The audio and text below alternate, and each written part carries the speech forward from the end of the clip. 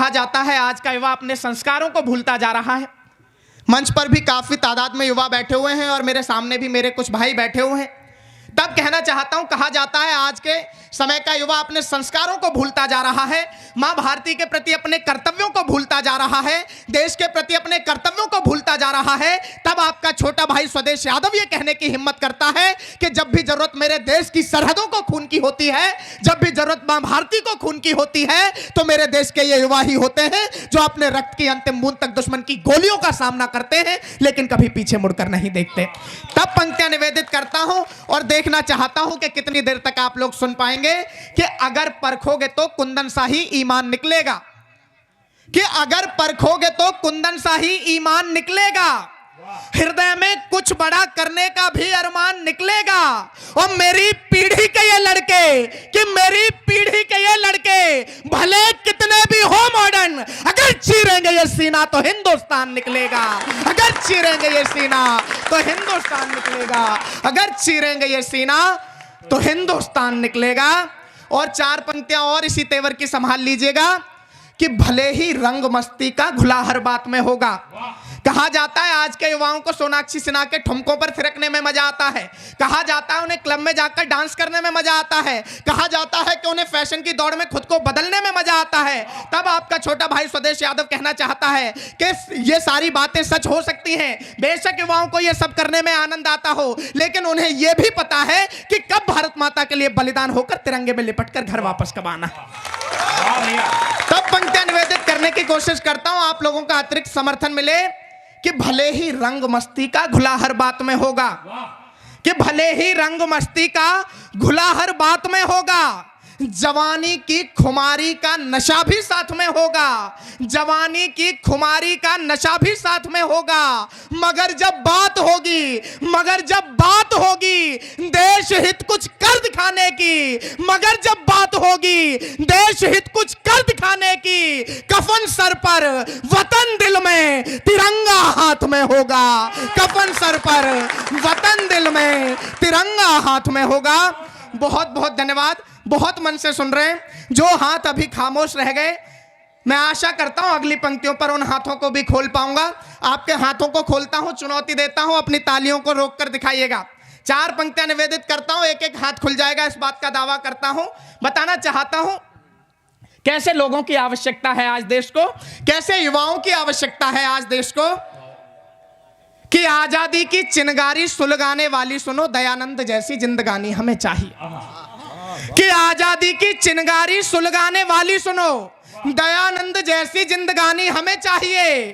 और निज रक्त से तिलक मातु भारती का किया अशफाक जैसे बलिदानी हमें चाहिए, कि निज रक्त से तिलक मातु भारती का किया अशफाक जैसे बलिदानी हमें चाहिए। और सलमान खान जैसे हीरो नहीं चाहिए जी, कि सलमान खान जैसे हीरो नहीं चाहिए जी, और ना ही शीला की जवानी हमें चाहिए। शेखर सुभाष जैसे लाल होने चाहिए, वाह बेटियों में झांसी वाली रानी हमें चाहिए। शेखर सुभाष जैसे लाल होने चाहिए, वाह बेटियों में झांसी वाली रानी हमें चाहिए।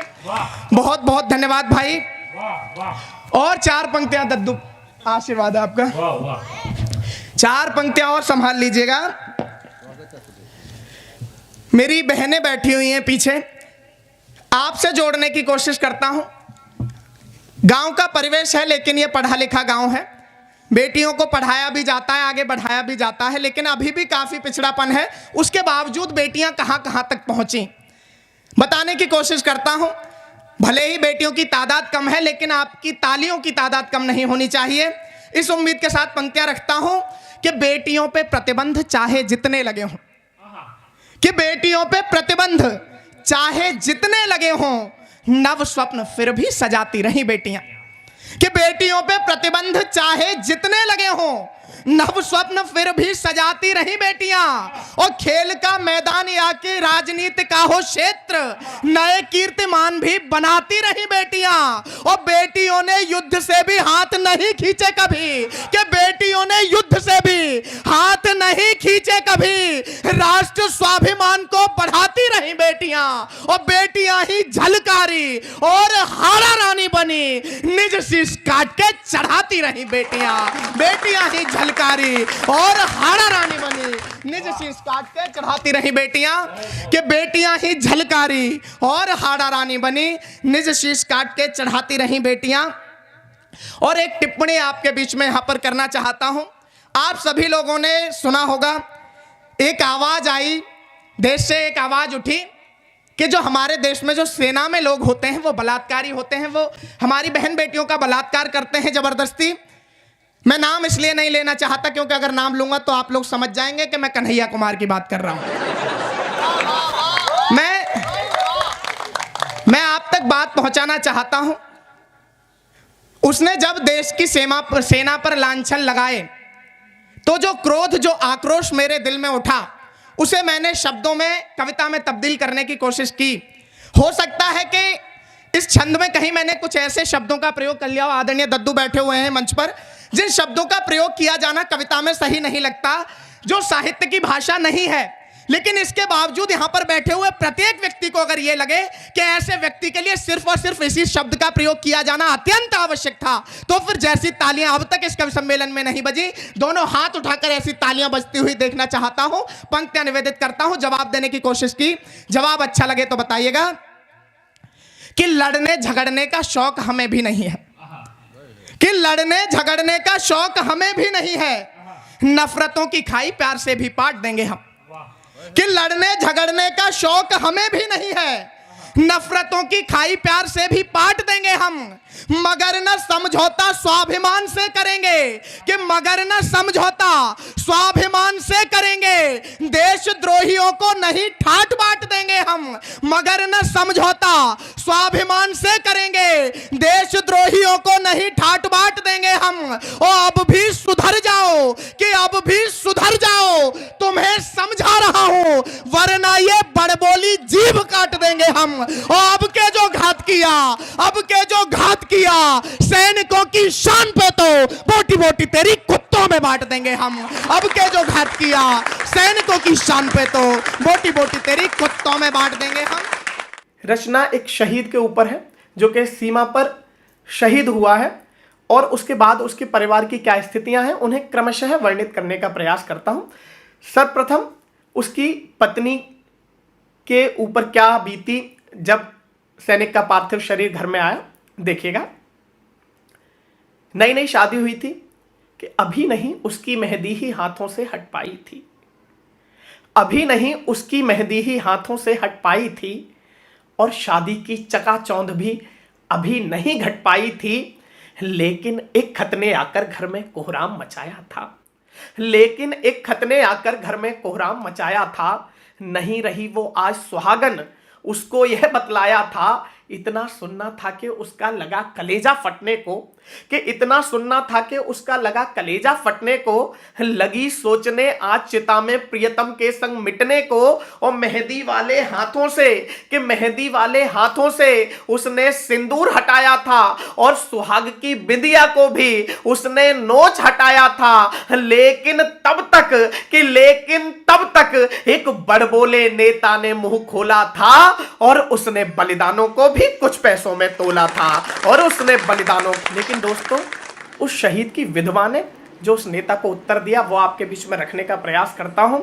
उसने क्या कहा, लेकिन तब तक एक बड़बोले नेता ने मुंह खोला था, और उसने बलिदानों को भी कुछ पैसों में तोला था, और भारत माता के माथे पर उसने कालिख पोती थी, और दुनिया को उसने अपनी सोच दिखाई छोटी थी, लेकिन एक विधवा ने, कि लेकिन एक विधवा ने नेताजी को सबक सिखाया था, और मुआवजे को भी उसने लात मार ठुकराया था, और मुआवजे को भी उसने लात मार ठुकराया था।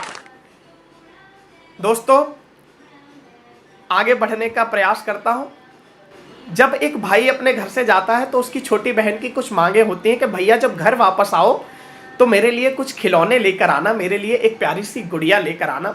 लेकिन क्या होता है, देखिएगा दृश्य आपके सामने रखता हूं कि छोटी बहना ने भी कोशिश की थी उसे मनाने की, कि छोटी बहना ने भी कोशिश की थी उसे मनाने की।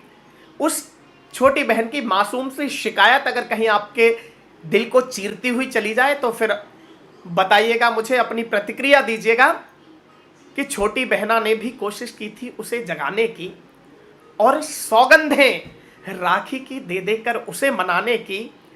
पूछ रही थी बार बार क्या अपने वादे भूल गए, पूछ रही थी बार बार क्या अपने वादे भूल गए। खुद घर आना याद रहा और गुड़िया लाना भूल गए, खुद घर आना याद रहा और गुड़िया लाना भूल गए। लेकिन दोस्तों, जब उस भारतवर्ष की बेटी को इस बात का आभास हो जाता है कि भैया आप जीवित नहीं रहे, शत्रुओं ने इन्हें शहीद कर दिया है, तो उसके तेवरों में जो परिवर्तन आता है वो बताता हूं कि हुआ भरोसा तो देखो कैसा परिवर्तन आया था, हुआ भरोसा तो देखो कैसा परिवर्तन आया था। लाल लाल आंखों से उसकी रक्त टपकता पाया था। बोली वचन आज देती हूं भैया इसे निभाऊंगी, कि बोली वचन आज देती हूं भैया इसे निभाऊंगी। जिस दुश्मन ने तुझको मारा शीश काट कर लाऊंगी, जिस दुश्मन ने तुझको मारा शीश काट कर लाऊंगी। और दोस्तों आगे बढ़ते हैं। बार बार नजरें दरवाजे पर जाकर टिक जाती थी। क्या हाल होता है माता पिता का जब बच्चे घर से दूर होते हैं। वो लोग इस बात को समझेंगे कि बार बार नजरें दरवाजे पर जाकर टिक जाती थी। बेटे के आने की चाहत में पलकें बिछ जाती थी, बेटे के आने की चाहत में पलकें बिछ जाती थी। सोच रही थी हंसता हुआ लाल जब मेरा आएगा, कि सोच रही थी हंसता हुआ लाल जब मेरा आएगा, आकर पैर छुएगा और सीने से मुझे लगाएगा। लेकिन रणभूमि से, कि लेकिन रणभूमि से देखो कैसा समाचार आया। लिपटा हुआ तिरंगे में वो मां का लाल चला आया, लिपटा हुआ तिरंगे में वो मां का लाल चला आया। और माता जी ने रो रो कर फिर कैसा हाल बनाया था, कि माता जी ने रो रो कर फिर कैसा हाल बनाया था। और पिताजी ने कैसे कैसे खुद को समझाया था। मन तो उनका भी करता था बैठ के जी भर रोने को, लेकिन माता जी को बोल रहे थे वे चुप होने को, लेकिन माता जी को बोल रहे थे वे चुप होने को। मगर किसी ने रोने का कारण जब उस मां से पूछा, दोस्तों वहीं पर खड़े हुए एक पत्रकार बंधु ने एक सवाल कर दिया उस मां से, क्या अरे ओ मां, तू तो शेर की मां है, तूने शेर पुत्र जना है, तेरे बेटे ने भारत माता का सर गर्व से ऊंचा कर दिया, तू रोती हुई अच्छी नहीं लगती, तू रो मत। इस पर उस शेरनी ने जो उत्तर दिया वो उत्तर कहीं आप तक पहुंचे तो मुझे। मगर किसी ने रोने का कारण जब उस मां से पूछा, क्यों रोती है, लाल ने तेरे भाल किया मां का ऊंचा। दोस्तों वहीं पर खड़े हुए एक पत्रकार बंधु ने जब उस मां से ये सवाल किया, क्या अरे ओ मां तू रो क्यों रही है, तेरे बेटे ने तो भारत माता का सर गर्व से ऊंचा कर दिया, तू एक शेर की मां है, तू रोती हुई अच्छी नहीं लगती। इस पर जो उत्तर उस मां ने दिया, उस उत्तर को सुनकर आप लोगों को लगे कि ये उत्तर सिर्फ और सिर्फ भारतवर्ष के सैनिकों की मां ही दे सकती थी, तो फिर अपना समर्थन, अपनी प्रतिक्रिया कमेंट बॉक्स में दीजिएगा। मैं बताने का प्रयास करता हूं कि मगर किसी ने रोने का कारण जब उस मां से पूछा, क्यों रोती है, लाल ने तेरे भाल किया मां का ऊंचा।